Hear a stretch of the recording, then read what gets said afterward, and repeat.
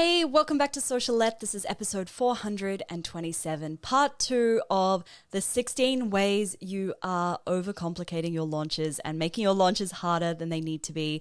Last episode, we looked at the first 8 ways that you're doing it. And this episode, we're looking at the second 8 ways. So numbers 9 through to 16, because you are your own worst enemy in your launch and you might not realize it, but doing any of these behaviors is making life so much harder than it needs to be in your launches. Launching doesn't need to be difficult.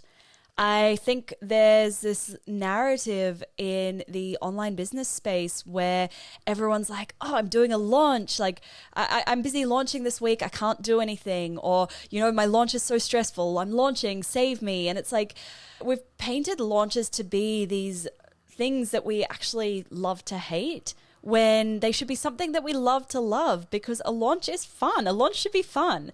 And if it's not fun, it's probably because you're making it harder than it needs to be.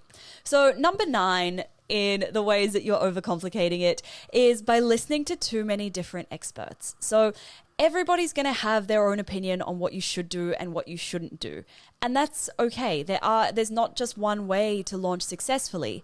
The problem is when you start to listen to 10 different people and they're all telling you to do 10 different things, and then you get in your head about, I don't know what to do. Do I do this? Do I do that? Do I do that? And then you end up doing nothing. That's where it becomes a problem. Whereas if you just pick one expert and you follow their strategy through from start to finish, you'll get there and you'll get the results a lot quicker than if you pick and choose from a whole bunch of different experts. Number 10 is not having a plan. So planning ahead of time will save you so much stress. It will save you so much anxiety. You will know exactly every single day, this is what's going out. This is the emails that are being sent. These are the social media posts. This is the podcast. And you'll also know this is what I need to do today to move forward on my launch. Rather than leaving it all to that last minute. Remember how I said in the last episode, one of the ways you're making it harder than it needs to be is leaving things to that last minute. But rather than leaving things to the last minute and just winging it, having that plan will help you to feel less overwhelmed, so I can take a few steps forward. Now, if we think back to a couple of episodes ago, I did talk about how planning too much can be procrastination. So I really want you to have that self-awareness of, when am I doing planning that needs to be done? And when am I just planning instead of doing the actual work? Because there is a fine line, and I can't tell you when you're doing too much planning and when you are planning enough. That is for you to figure out. So I do invite yourself to check in and ask, am I planning right now or am I procrastinating?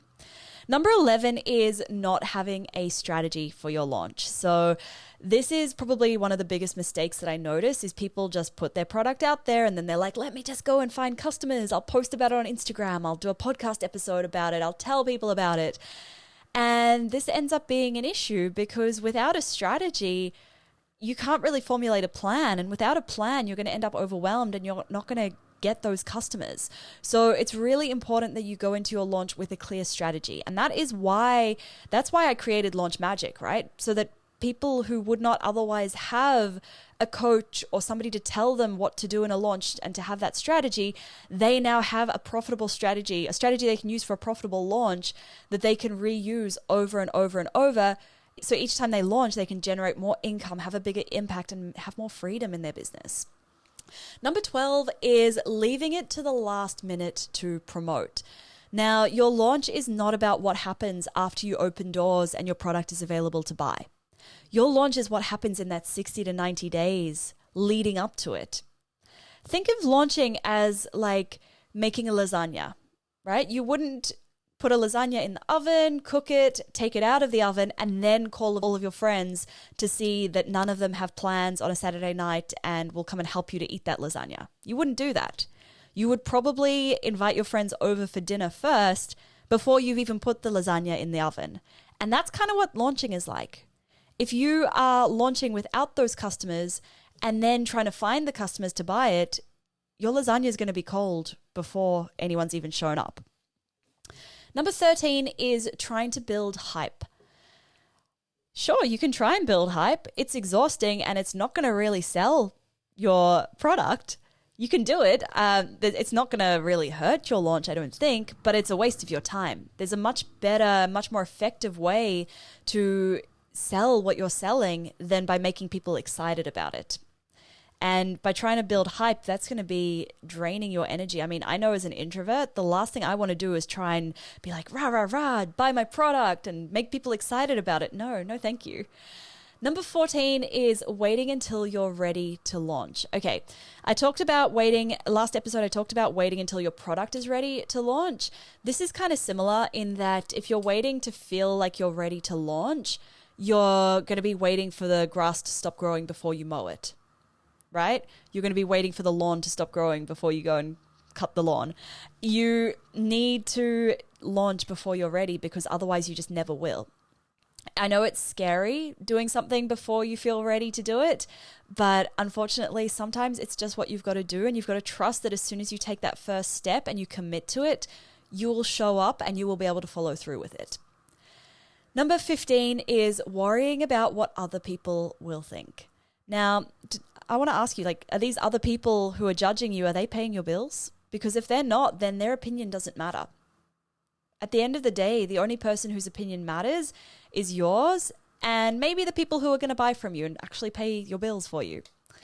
And then the last way that you are making launching harder than it needs to be is wasting time scrolling reels, scrolling through Instagram, trying to find the best audio for your reels, trying to find the best hashtags. These things feel productive. They feel like we're moving forward, but we're really not. They're not making any difference to the outcome of your launch. They just chew up your time and they don't move you forward. They don't move the needle. So I want you to stop wasting time doing those things. If you need to find audio for your reels, hire a VA to do that for you. Hire an intern to do that for you. Get somebody else to do it so that you're not wasting time on it. It's not just time as well. You might say, well, it takes me 5 minutes to look up the right hashtags to use. Great. It takes you 5 minutes, but it's not just the time. It's the mental load, the task switching, the context switching. That drains your brain power and it leaves you with less energy to show up for the rest of your launch. Okay, there you have it. The last 8 ways that you are overcomplicating your launch and making it harder than it needs to be. If you didn't listen to the last episode, make sure you go back and listen to that.